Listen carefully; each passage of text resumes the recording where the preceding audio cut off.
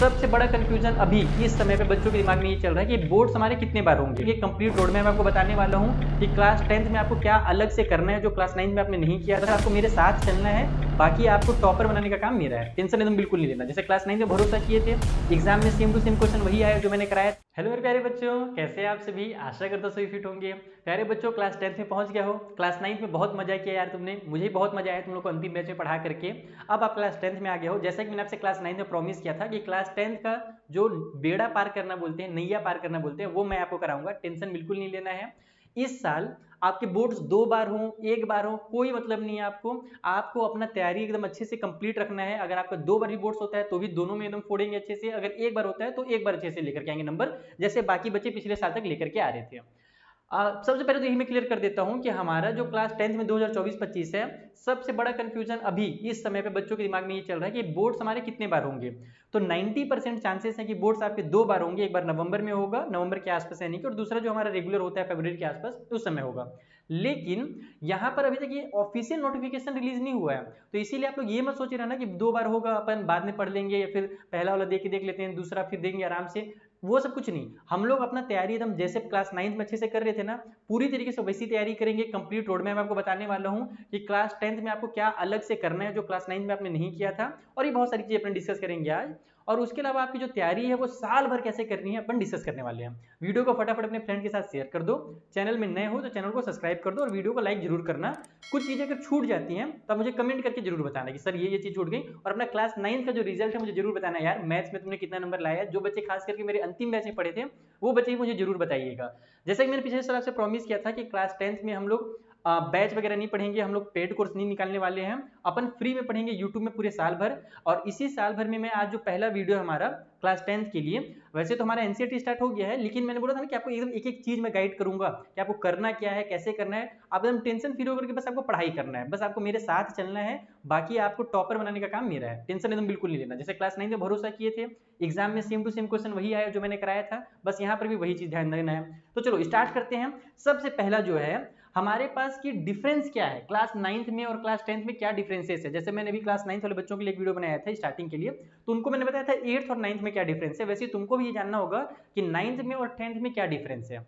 9th में क्या है, सबसे पहला डिफरेंस कि जो क्वेश्चन पेपर बनते थे हमारे स्कूल में बनते थे, 10th में जो क्वेश्चन पेपर बनेंगे वो बोर्ड में बनेंगे। 9th में जो एग्जाम होता था अपने स्कूल में बैठ करके देते थे, 10th में तुमको दूसरे स्कूल में जाना पड़ेगा, शिफ्ट होना पड़ेगा। तो बस यहाँ पर पता है फर्क क्या होता है, मेंटल का फर्क होता है, मेंटलिटी का फर्क होता है। थोड़ा सा बच्चों को डर लगता है कि अरे यार दूसरे स्कूल में जाना है, नए नए स्ट्रिक्ट टीचर होंगे, बाबा इधर उधर देखने तो बनेगा नहीं हम लोगों को, बहुत ही टेंशन रहेगा। उसके अलावा बाहर से क्वेश्चन पेपर आएगा, कैसा क्वेश्चन पेपर आएगा। 9th में जो क्वेश्चन पेपर था वो तो टीचर हमको बता देते थे। 9th में क्या होता था, स्कूल के टीचर हमको हिंट कर देते थे इंपॉर्टेंट क्वेश्चन। स्कूल में आपको इंपॉर्टेंट क्वेश्चन बता दिया जाता था, और मैक्सिमम स्कूल में यही होता था कि अगर मान लो एग्जाम में 30 क्वेश्चन आ रहे हैं तो टीचर 60 ऐसे क्वेश्चन बता देते थे जिसमें से 30 क्वेश्चन बच्चों के एग्जाम में पूछे ही जाने वाले हैं। बस 30 क्वेश्चन बच्चों को अलग से पढ़ना पड़ता था। यहाँ पर ऐसा नहीं है। यहाँ पर आपको पूरे बुक को अच्छे से पढ़ना है। जो जो चीजें मैं समझाऊंगा कि हाँ ये चीज पढ़ो, ये चीज पढ़ो, अपने एक्सपीरियंस के थ्रू वो चीजें आपको पढ़नी है। आपको एनसीईआरटी लगानी है, अभी आगे मैं उसके बारे में डिस्कस करूंगा कि आपको किस तरीके से पढ़ना है। बस इसमें डिफरेंस यही है कि आपके स्कूल में जो इंपॉर्टेंट क्वेश्चन पहले करा दिए जाते थे ना, वो सब अब नहीं होने वाला है। दूसरा चीज, स्कूल में आपको हिंट कर दिया जाता था, चलो कोई बात नहीं बेटा तुमको पास कर दिया जाएगा, इस बार खींच तीर करके तुमको पास किया जाता था। बोर्ड्स में ऐसा नहीं होने वाला है। बोर्ड्स में बिल्कुल भी खींचा तीरी नहीं होता है। वहां पर फेल मतलब कि फेल, पास मतलब कि पास। तो हमको फेल पास में तो अटकना नहीं है। एक होता है फेल पास का लेवल और एक होता है टॉपर वाला लेवल। हमको यहाँ पर देखना है, अपने को इस लेवल में जाना है ना। इस लेवल में फेल पास में तो सोचना ही मत। अगर फेल पास में सोचोगे ना बस थोड़ा सा किसी तरीके से पास हो जाऊं, तो फिर बेड़ा डूब गया तुम्हारा। तुमको अभी से पढ़ना है और फिर जाकर के तुम लास्ट में टॉपर बन पाओगे। तो सबसे पहला कि हमारा स्कूल में ये 9th जो है वो स्कूल लेवल का था, 10th हमारे बोर्ड्स लेवल का है। 9th में आप अपने क्लास के 40-50 बच्चों के साथ कंपटीशन करते थे। 10th में तुमको पता है कि पूरे इंडिया में, ऑल ओवर इंडिया में तुमको कंपटीशन करना है। एक बहुत जरूरी चीज जो बहुत सारे टीचर तुमको डराते हैं, ये 10th बहुत ही ज्यादा कठिन होता है। बोर्ड्स के नाम से बच्चे लोग एकदम डर के पसीना छूटने लगता है, बिल्कुल फालतू बात है। 9th के अगर बच्चे हो ना तुम, 9th में जो तुमने अपना बेस क्लियर किया है ना, उससे ज्यादा आसान 10th में है। मैं कसम से सीरियसली बता रहा हूँ कि तुम लोग 8th में जो पढ़ते थे ना, अचानक से 9th में आया और बहुत ही सारी नई नई चीजें तुमने सीखी हैं। 9th जो होता है वो 10th का बेस है। अगर तुमने 9th में अच्छा स्कोर किया है गारंटी के साथ मैं बोल रहा हूँ कि तुम 10th में अच्छा स्कोर करोगे। हाँ 9th में अगर थोड़ा सा ऊपर नीचे हुआ है तो कोई दिक्कत नहीं है, आप उसमें भी आप कर सकते हो। अगर शुरू से पढ़ाई करो ना तो आप अभी भी 10th में पूरा साल भर पढ़ा हुआ है आपके पास, पूरे 1 साल 12 महीने में आपके पास पढ़े हुए हैं, 12 नहीं तो कम से कम 10 महीने तो पढ़े हुए हैं, आप आराम से कर सकते हो 10th बोर्ड को भी, अगर 9th में ऊपर नीचे हुआ है तो। बाकी 9th में तुम लोग अच्छे से पढ़े हो, मुझे पता है मेरे बच्चे जो है क्लास 9th वाले जो भी 10th में पहुंचे हैं वो बहुत ही धमाकेदार पढ़ के आए हैं। उन लोग में बहुत सारे बच्चों ने अपना रिजल्ट बताया, जो बच्चे अपना रिजल्ट अभी तक मुझे नहीं बताया जल्दी से कमेंट करके बताओ कि 9th में तुम्हारे मैथ्स में खास करके कितना स्कोर आया, और ओवरऑल परसेंट भी जरूर बताना।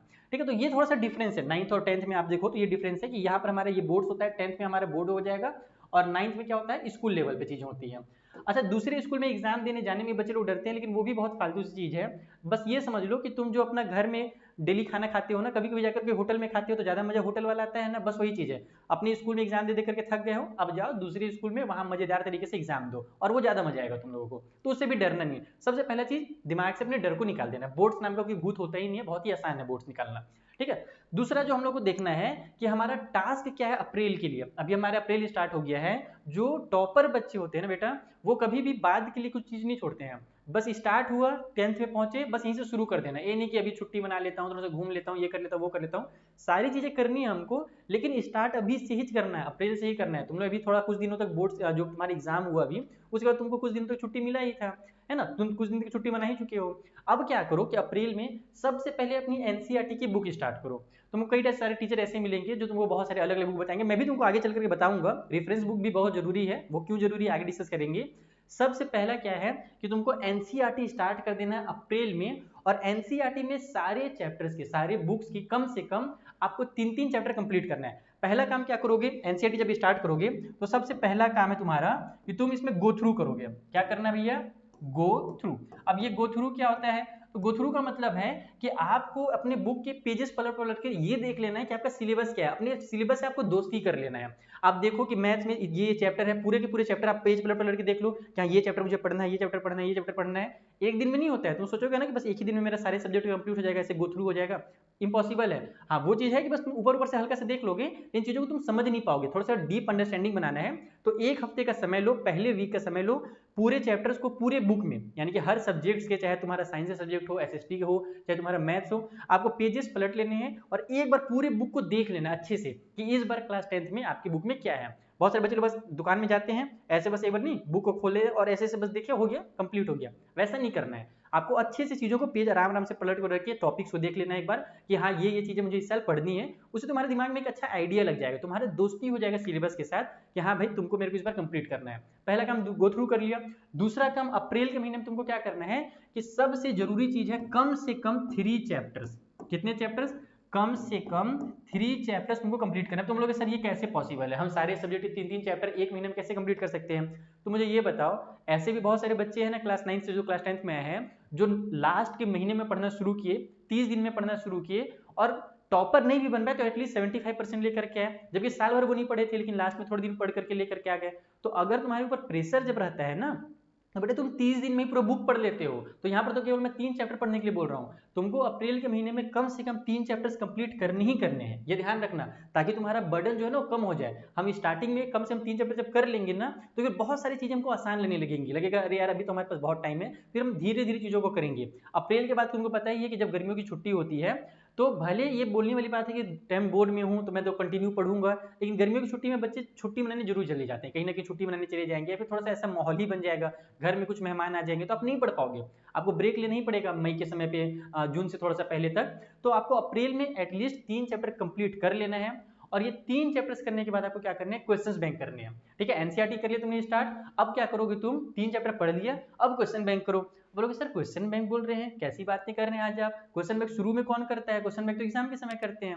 बिल्कुल नहीं, देखो क्या होगा कि जैसे तुम्हारे मान लो किसी भी मैथ में मान लेते हैं 10 चैप्टर है, फॉर एग्जाम्पल 10th चैप्टर है आपके पास, अब आप 10 चैप्टर्स के जब क्वेश्चंस करोगे लास्ट में जाकर के बहुत सारे, तब फिर आपको बहुत दिक्कत होगा, उसमें बहुत ज्यादा सिलेबस आपका बहुत ज्यादा हाई हो जाएगा। और अभी से जब आप क्या करना कि जब आप एक चैप्टर एनसीईआरटी का कर लिए, एक चैप्टर किया आपने, उसका आप क्वेश्चन बैंक उठाओ, कोई सा भी पुराना क्वेश्चन बैंक तुम्हारे भैया दीदी के पास हो, कहीं तुम्हारे सीनियर स्कूल में रहते हैं ना, अभी नया नहीं खरीदना है, नया जब मैं बताऊंगा कौन सा लेना है तब करना। अभी तुम्हारे भैया दीदी के पास कोई ना कोई क्वेश्चन बैंक जरूर रहेगा तुम्हारे आसपास, भैया दीदी के पास अगर नहीं है तो इंटरनेट में अवेलेबल रहेगा। मैं भी ढूंढ करके अपने टेलीग्राम चैनल पे अपलोड करने की कोशिश करूंगा कि आप हमारे टेलीग्राम चैनल भी ज्वाइन कर लेना, वहां पर मैं साल भर आपको खास करके एनसीईआरटी, आरडी शर्मा इसके नोट्स तो दे ही रहा हूँ, उसके अलावा जो इंपॉर्टेंट नोट्स होंगे वो मैं दूंगा। तो क्वेश्चंस बैंक आपको क्या करना है, अभी से ही करना है। चैप्टर 1 आपने पढ़ा, आपको चैप्टर 1 के जो जितने भी क्वेश्चंस थे क्वेश्चन बैंक में, वो आपको सॉल्व करके देखने हैं कि आपने कितने अच्छे तरीके से उस चैप्टर को पढ़ा है। बहुत सारे टीचर आपको बोलेंगे कि नहीं क्वेश्चन बैंक लास्ट में करो, वो फालतू सी बात है। लास्ट में जाकर के जब करोगे ना, स्टार्टिंग से पूरे चैप्टर्स के क्वेश्चन उठा करके, तो बहुत ज्यादा टेंशन हो जाता है, सर भारी हो जाता है, नहीं पढ़ पाते हैं बच्चे लोग ऐसे में। तो अपनी चीजों को आसान करना है। हम साल भर की बातें कर रहे हैं ना, अभी हम अप्रैल में जब 3 चैप्टर कर लिए रहेंगे तो आगे फिर हमारे लिए काम आसान हो जाएगा।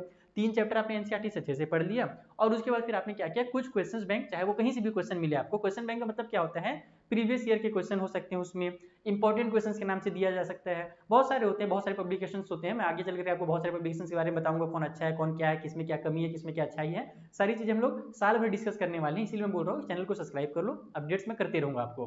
ठीक है, तो एक चैप्टर आपने किया, मान लो इसके 100 क्वेश्चन या 50 क्वेश्चन ले लेते हैं, ज्यादा नहीं, 50 क्वेश्चन मान लिया आपने कर लिए। उसी तरीके से 50 क्वेश्चन दूसरे वाले चैप्टर से कर लिए, 50 क्वेश्चन तीसरे चैप्टर से कर लिए, तो आपका 150 क्वेश्चन आराम से हो गया। तो बुक पढ़ लिया हमने क्वेश्चन बैंक कर लिया, तो 3 चैप्टर हमारे अच्छे से कंप्लीट हो जाएंगे। जब आप इस तरीके से पढ़ाई करोगे ना, तो स्टार्टिंग से ही आपकी जो चीजें हैं वो कंप्लीट होनी शुरू हो जाएंगी। 3 चैप्टर आपका पूरा हो गया, पढ़ाई भी हो गया एनसीईआरटी से, क्वेश्चन बैंक भी हो गया।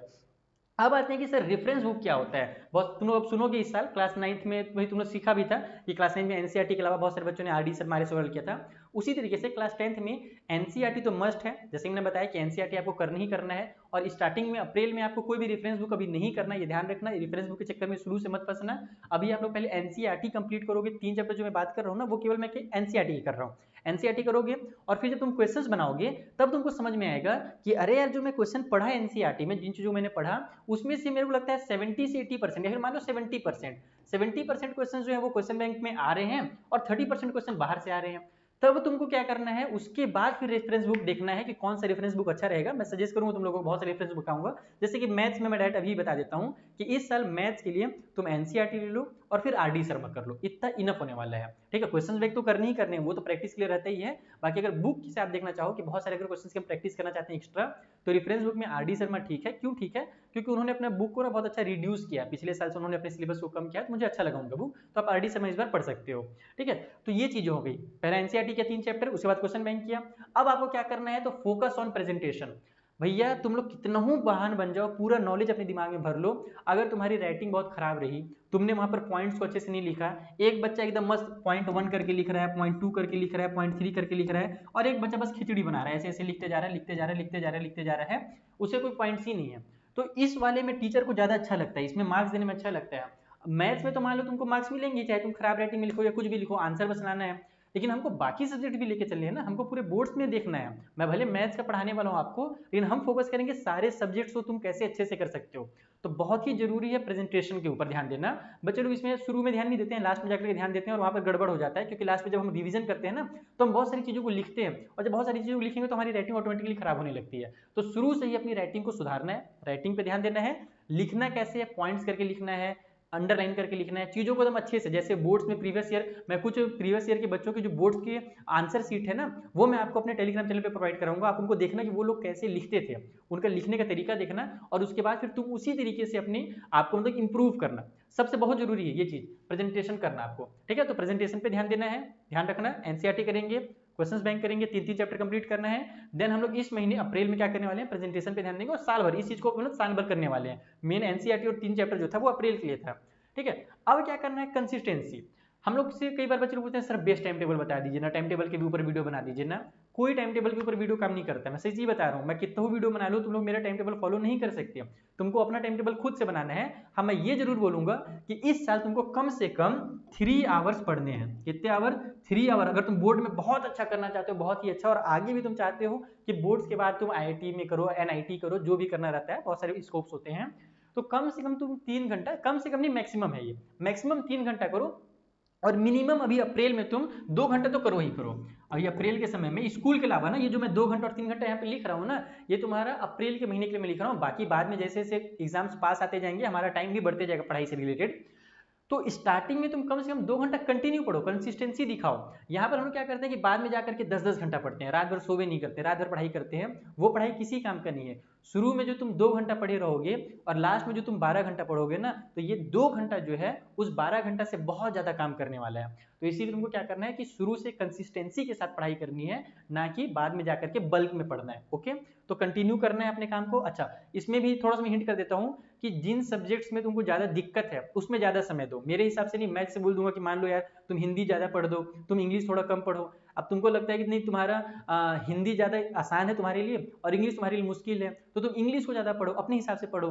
टाइम अपने हिसाब से सेट करो कि भैया मैं 30 मिनट जो है वो इंग्लिश पढ़ने वाला हूँ, उसके बाद फिर मैं 30 मिनट हिंदी पढ़ने वाला हूँ, ये हो गया मेरा 1 घंटा। या फिर 30 मिनट ज़्यादा कर दे रहा हूँ, हिंदी और इंग्लिश में ज़्यादा समय नहीं देना सब्जेक्ट्स में अपने को शुरू में। अभी तुम लोग बस स्टार्टिंग तो करो। जब स्टार्ट कर लोगे ना, जब एक बार गैर में पैर रख लोगे, तो उसके बाद तो धीरे धीरे स्पीड तुम्हारा बढ़ेगा ही और तुम्हारा टाइमिंग भी बढ़ जाएगा। जो भी मेरा 30 मिनट में लिख रहा हूँ ना, ज़्यादा हो जाएगा। तो यहाँ पर मान लो 30 मिनट नहीं दे रहे हो तो 20 मिनट कर लो इसको, ठीक है। मैथ्स में तुमको तो 1 घंटा करना ही है। मैथ्स के लिए तुमको 60 मिनट या फिर 40 से 60 मिनट कर लेते हैं। मैथ्स के लिए 40 से 60 मिनट कर लेते हैं मैथ्स में, ठीक है। उसके बाद फिर अब क्या बचा हमारे पास साइंस बच गया, एसएसटी बच गया। तो साइंस में भी तुमको 40 मिनट्स कम से कम करनी ही पड़ेगी। इसमें कम कर लेना, ये जो है ना हिंदी इंग्लिश जो भी आसान लगता है उसको कम कर लेना। जरूरी नहीं कि जो मैं बोल रहा हूँ वो उसमें कम करो। तुम हो सकता है कि एसएसटी तुम्हारे लिए हलवा हो, एसएसटी में तुम बहुत अच्छा स्कोर करते हो हर बार, एसएसटी में तुमको लिखना बहुत अच्छे से आता हो, तो एसएसटी में तुम कम कर सकते हो सकता है इंग्लिश तुम्हारा मुश्किल हो तो तुम इंग्लिश को बढ़ा सकते हो टाइम को, ठीक है। तो हम लोग आ जाते हैं साइंस में। साइंस में तुम कम से कम 40 मिनट जरूर देना। साइंस की बात करो, मैं साइंस में कम से कम 40 मिनट देते रहोगे ना तो तुम्हारा बहुत अच्छा चले जाएगा, पूरा साल भर तुमको ये काम करना है। उसके बाद एसएसटी में आ गया, ऐसे ये किसका है, ये हमारा साइंस का है, ठीक है। उसके बाद हम लोग एसएसटी के लिए मान लो 30 मिनट्स कर लेते हैं, 30 मिनट फॉर एसएसटी।